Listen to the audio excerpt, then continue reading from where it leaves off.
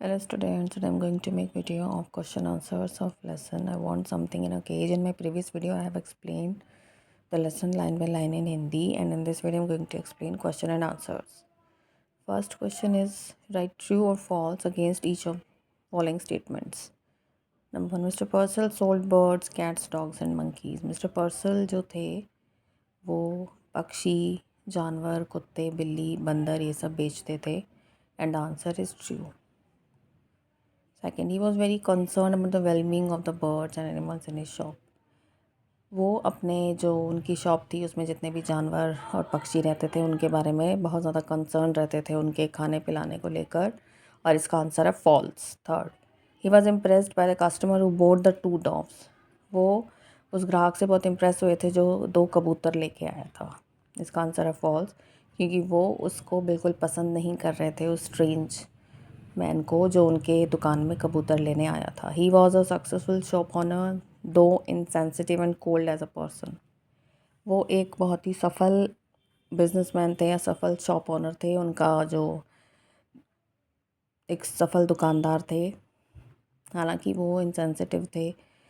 ना तो वो उनकी पक्षियों की और जो जानवर वो बेचते थे उनकी किसी तरह से केयर में इंटरेस्टेड थे. ये सही है कि वो सिर्फ उनको बेचने का काम करते थे. Now question and answers.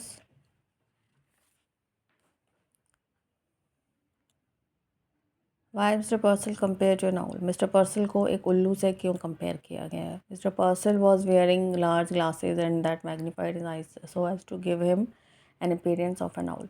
वो जब न्यूज़पेपर पढ़ते थे तो वो एक चश्मा पहनते थे जिससे उनकी आंखें तो जो थी वो बहुत बड़ी बड़ी नज़र आती थी, जो उन्हें एक ऐसा अपीयरेंस देते थे जैसे एक उल्लू होता है, इसीलिए उन्हें एक उल्लू से कंपेयर किया गया है. From the third paragraph pick out words associated with cries of birds. तीसरे पैराग्राफ से वो वर्ड्स आपको पिक आउट करने हैं जिनमें पक्षियों के चिल्लाने की आवाज़ है. And the words are cheeps, twitter, squeal. ये सभी जो वर्ड्स हैं ये पक्षियों के चिल्लाने से संबंधित हैं. सेकेंड है वर्ड्स एसोसिएटेड विद नॉइस. जो शोर से संबंधित शब्द हैं उनको लिखना है. इसमें आप लिख सकते हैं रसलिंग, स्कैम्पर्ड. स्कैम्पर्ड का मतलब है घबराया हुआ, रसलिंग होती है सरसराहट की आवाज़. जो पक्षी थे उनके जहाँ वो दुकान थी उसमें बहुत सारे पक्षी थे, तो हर वक्त वहाँ उनके शोर की आवाज़ आती रहती थी. Word suggestive of confusion and fear. जो एक तरह का भ्रम या डर पैदा करते हैं, ऐसे वर्ड्स हैं बेविल्डर्ड एंड फ्राइटन्ड, जिसका मतलब है डरना, और व्यग्र यानी जो बहुत उतावला हो, कोई उत्सुक हो, बेसुध हो.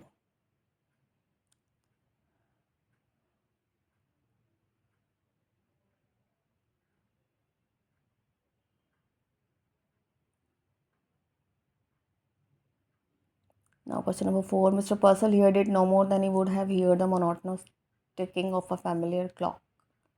What does it refer to? Mr. Purcell की दुकान में जो आवाज़ आती थी पक्षियों के चहचहाने की, वो उससे बहुत ज़्यादा फैमिलियर थे, यानी क्योंकि उन्हें आदत हो गई थी उस आवाज़ को सुनने की. तो इस क्वेश्चन में जो इट है वो किसके लिए यूज़ किया गया है. It refers to chirping, squeaking and mewing vibrated all around him. जो इट शब्द है वो यूज़ किया गया है पक्षियों के लिए जो हर वक्त उनके चारों तरफ मिमियाने की, उनके सरसराहट की जो आवाज़ आती रहती थी पक्षियों की. Why does mister person not hear it clearly. Mister पर्सल ने को वो आवाज़ें इतनी मतलब साफ तौर पर क्यों सुनाई नहीं देती थी, या उनकी तरफ वो ज़्यादा ध्यान क्यों नहीं देते थे. Mr Purcell used to hear the noises made by birds every day so he did not hear it properly. Mr Purcell इन आवाज़ों के बहुत आदी हो गए थे जो पक्षियों की तरफ से आती थी, इसलिए वो उनको सावधानी से उनकी तरफ ध्यान नहीं देते थे, क्योंकि वो उसके आदी हो चुके थे. रोज़ दुकान में आके जब वो बैठते थे तो वही आवाज़ें उन्हें सुनने को मिलती थी, तो इसलिए उन्हें उन आवाज़ों में किसी तरह की कोई अलग बात नज़र नहीं आती थी. Now question number 5.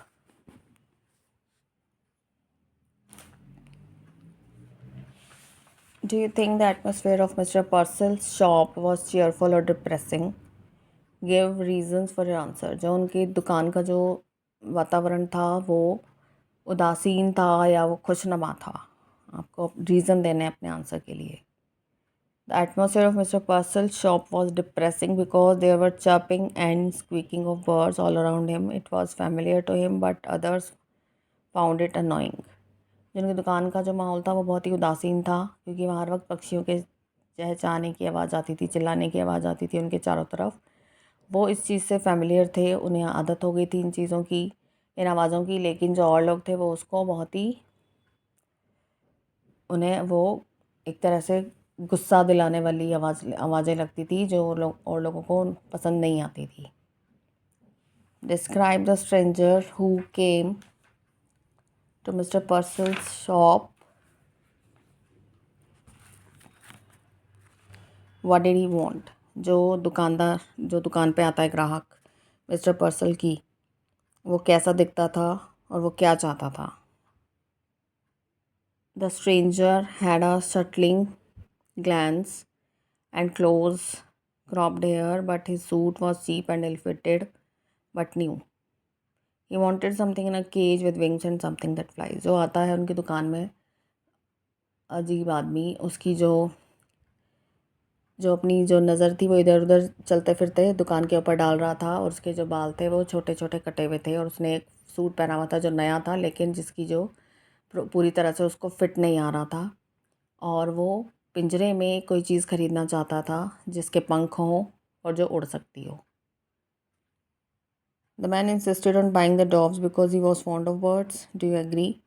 जो आदमी था उसने कबूतर ख़रीदना पसंद किया, जो कबूतर लेने चाहता था, क्या वो उन्हें पसंद करता था? क्या आप सहमत हैं? The man insisted on buying the doves because he was fond of birds. No, the man not insisted on buying the doves. जो आदमी था उसने कबूतर ख़रीदने के लिए इसलिए उस नहीं पीछे पड़ा क्योंकि वो उन्हें पसंद करता था। Because he was not fond of doves, वो उन्हें पसंद नहीं करता था। He wanted to buy birds to set them free. वो पक्षी खरीदना चाहता था ताकि वो उन्हें आज़ाद कर सके। How had he earned the $5 he had? उसने वो $5 कैसे कमाए जो उसके पास थे? He had earned the $5 in jail during his 10 years of imprisonment. उसने वो $5 जो थे वो जेल में अपने, जो उसने 10 साल बिताए थे, उस दौरान उसने वो जो $5 है वो कमाए। Was the customer interested in the care and feeding of the doves he had bought? If not, why not? जो ग्राहक आया था दुकान में जिसने 2 कबूतर खरीदे थे, क्या वो उनके देखभाल और उनके खिलाने पिलाने को लेकर किसी तरह से उसमें उसकी कोई रुचि थी? जो कबूतर उसने खरीदे थे उनके लिए, अगर नहीं तो क्यों नहीं?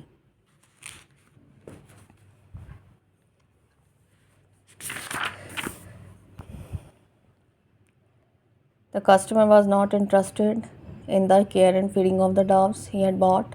वो किसी भी तरह से उनकी देखभाल में, खिलाने पिलाने में उसकी रुचि नहीं थी, वो उसमें इंटरेस्टेड नहीं था। He had spent his 10 years of life in jail, so he could understand the pain of a bird who is locked in a cage, so he bought doves to set them free.